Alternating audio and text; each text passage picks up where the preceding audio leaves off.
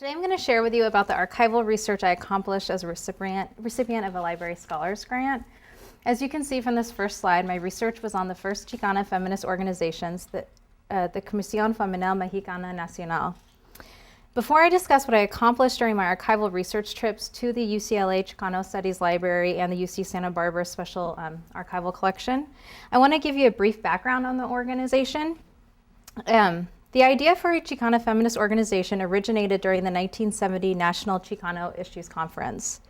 A group of Chicanas at the conference felt that the leaders at the conference were not addressing their needs or their concerns as Chicana women. In response, these women physically left and met separately. It was at this meeting they drafted a series of resolutions which would become the textual framework for the CFMN. Since their inception, the CFMN became one of the first and most influential Chicana feminist organizations. While their role as an activist organization dwindled in the 1990s, they continued to serve as a philanthropic and leadership development organization well into the mid-2000s.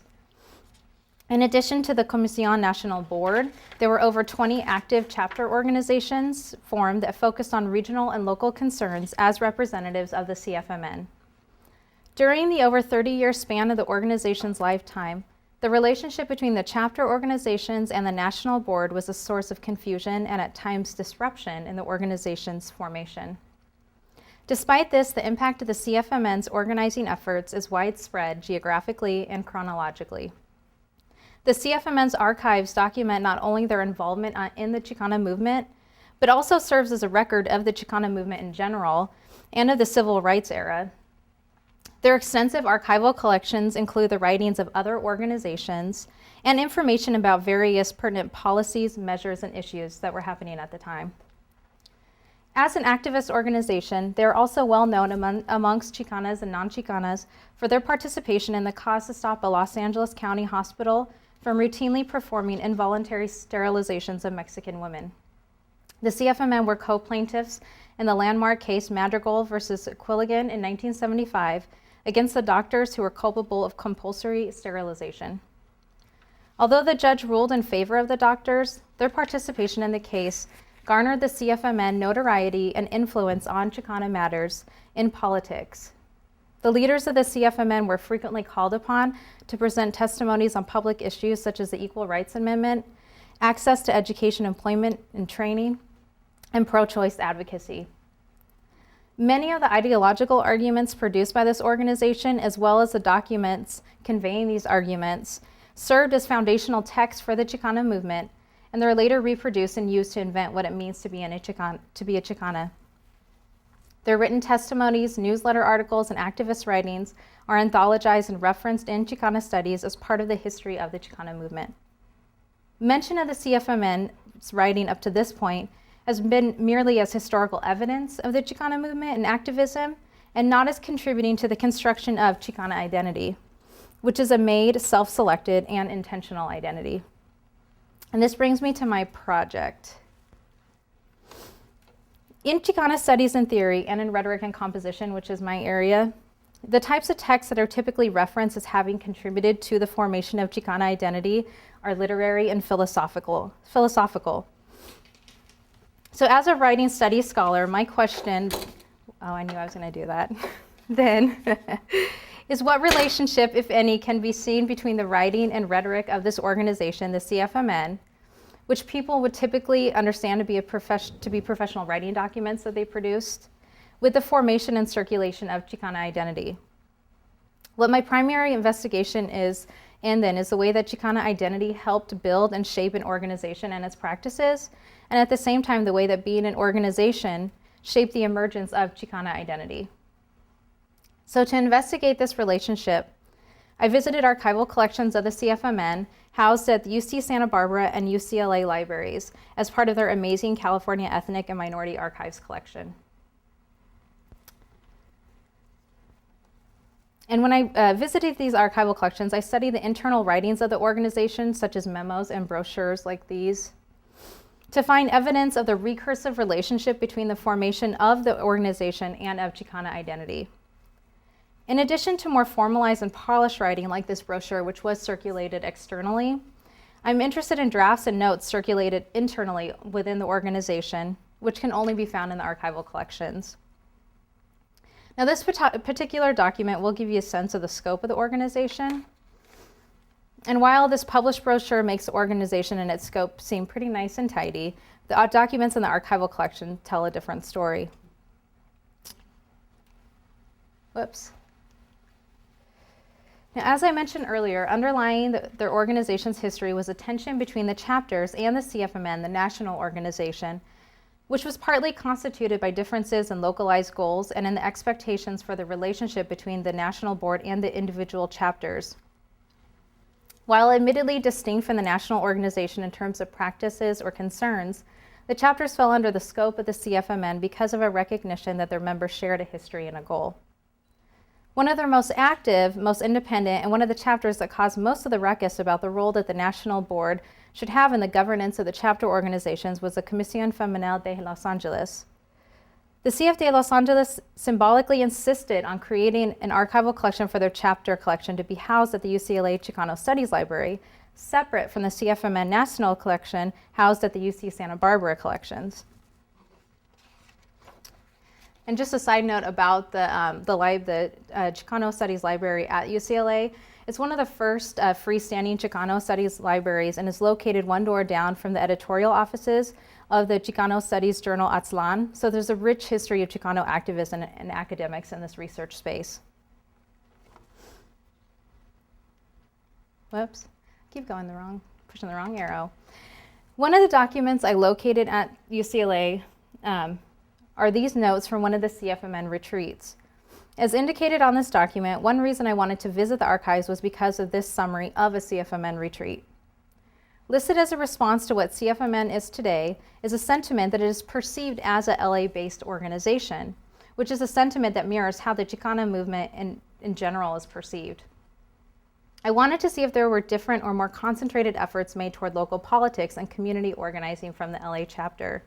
I also wanted to find out how distinctly the LA chapter operated from the national board. What I found is that the CFMN LA archives had extensive documentation of the internal strife between the chapters and the national board. As a result, their archival collection differed in that CFM LA had better documentation of their attempts to define what it means to be a Chicana and to help create what Chicana rhetorical action would look like for both wider public audiences and internally for their members.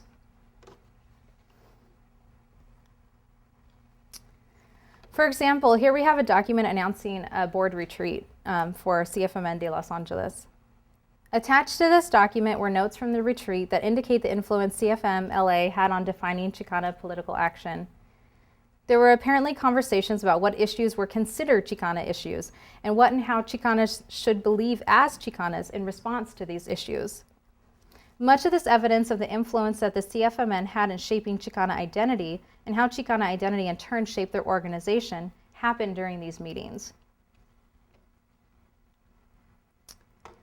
Like the national organization, the Los Angeles chapter left copious records of their meeting minutes. Minutes like these from December 9, 1972 are interesting to me for their inclusion of a discussion about what it means to have a Chicana education committee.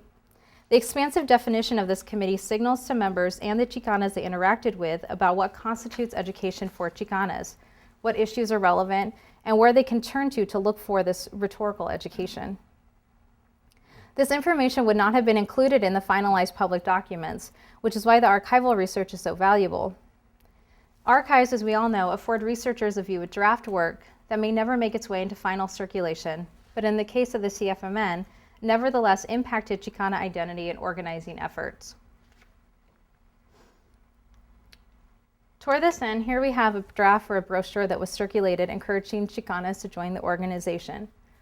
As you might be able to see, I don't know if you can read it very well. Some of the goals listed here include teaching Latinas and Chicanas on how to be in an organization and to be politically effective.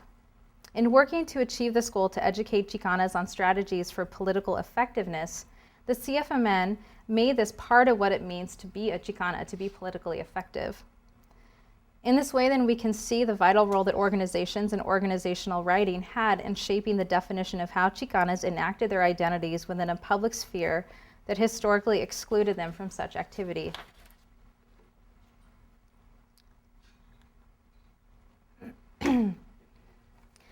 So while my focus so far has been on the textual evidence of the impact of the CFMN de Los Angeles, I'm also interested in hearing from the Chicanas involved in the Comisión about their views on the recursive relationship between being an organization and Chicana identity. So another primary reason I wanted to visit the UCLA archives was because the LA chapter of Comisión was not only the most active, but the longest existent chapter. The Los Angeles chapter remained active up through the early 2000s. So included in the CFMN de Los Angeles archival collection are copies of membership lists along with their contact information. So my next phase is to use these lists to contact members for an oral history project. One other takeaway from visiting the CFMN de Los Angeles archival collection at UCLA is that their collection afforded me the ability to have a longitudinal perspective on the organization. The CFMN Nacional archival collection at UC Santa Barbara is organized thematically. So there's an administrative file, a file on internal correspondence, external correspondence, newsletters. There's a file on events and event planning. This organizing schema gives a view on the scope of the CFMN's activities and structure. And it also allowed me to see some of the meaning attributed to particular documents and events based on how the organization decided to categorize them, because they didn't categorize them chronologically at all. However, with the thematic organization, it's difficult to see how the organization changed over time. And the CFMN de Los Angeles papers were organized chronologically. While their archival collection differed from the CFMN Nacional, there is notable overlap between the archival collections and what they contain. So being able to read the files chronologically gave me a clearer sense of the history of the organization and its different iterations over time. So let me turn now to my visit to the special collections at UC Santa Barbara, which, as a reminder, houses the archival collection of the National Board. I must note that I had originally intended to take the trips in May 2011, but I had some health issues and I had the birth of my second daughter over the summer. So I kind of had to postpone things a little bit until December. But as you can see, this was the library in December, so it's not really a bad thing to go to Santa Barbara in December. So my trip to the UC Santa Barbara library was a follow-up to a previous research trip I had taken there. At the time of that initial trip, I learned of several audio recordings of meeting minutes that hadn't been digitized from the CFMN National Board meetings. I wanted to find out if in those meetings of the audio recordings, there were ever moments of negotiation in terms of how to act as an organization comprised of Chicanas, and likewise how to act as Chicanas who are part of an organization.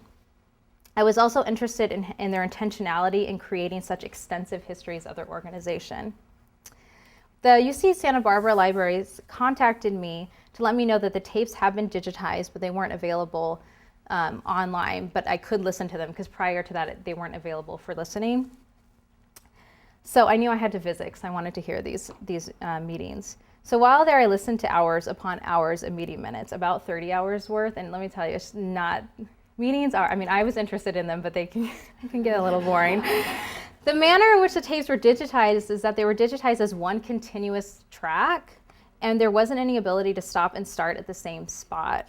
And they didn't let me have anything in the room with me when I was listening to them. So I had to sit for the duration of each CD. Otherwise, it was impossible for me to get to the same spot as the listening devices they had. The fast forward function didn't work, so I had to sit there and just listen, and I couldn't stop until it was done. But it was tedious, but it was time well spent, as I was able to hear these negotiations occurring in the meetings, and none of these negotiations actually turned up in the meeting minutes themselves. So it was worthwhile, but it was tedious.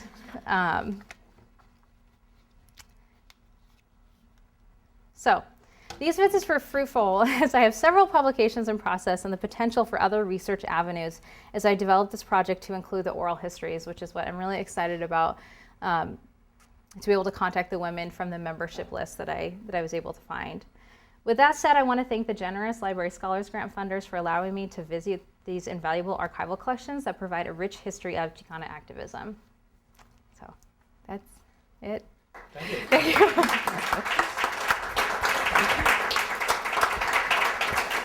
Any questions for Kendall? Yes. I have a question about the oral history. histories. How do you intend to approach these oral history sessions with the women? And how are you choosing them? Are you just looking for the ones who are in the area? What's your favorite Well, tactic? the membership list that I have with the contact information are the Los Angeles-based women, and I think I'm going to take more of an approach to start with them because I have their contact information, but they worked closely with several of the founders. So through them, I'm hoping to be able to meet some of the founders of the organization, but I am interested in hearing from the women who perhaps were not the ones that did the documentation of the organization to hear more about the impact that the organization had. There have been a couple oral histories of some of the founders, but they were more about the individual life of the founder and not so much the Chicana movement and how they saw the organization within that movement. So it's been really focused on the women who have been really influential in the public space, who are more well known. And I'm actually more interested in the women who are perhaps just attending the meetings and how they were looking to the organization as instruction, because there is evidence in it in the meeting minutes, but I would like to hear more about what role that had in their lives. Besides this particular organization, were there any counterpart Hispanic women's organizations that were more conservative on political and social issues? There were, well, I mean, first and foremost, I think those organizations would use the term Hispanic. So there was Hispanic professional organizations for business women. And this organization, there was a kind of a professionalizing aspect of it. And there was actually a tension within the organization about how kind of balancing activism with trying to access some of those institutional spaces. So there were but there were people within this organization that actually felt like this organization at times were a bit conservative in how they viewed their role within Chicana activism. And there was really interesting discussions about even just using Robert Rules of Orders in the organization and how that goes counter to what they thought an activist organization should do.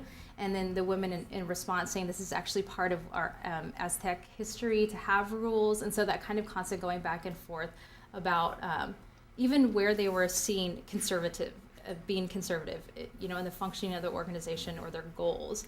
But there was this kind of, and part of this had to do with when they were seeking nonprofit status too. So there was discussions about, as an organization who's seeking nonprofit status, what can we do? So those kind of considerations too. But I would say that there were more activist entities that weren't perhaps organized, but there was also more organized professional organizations that they did partner with for various issues and causes. I mean,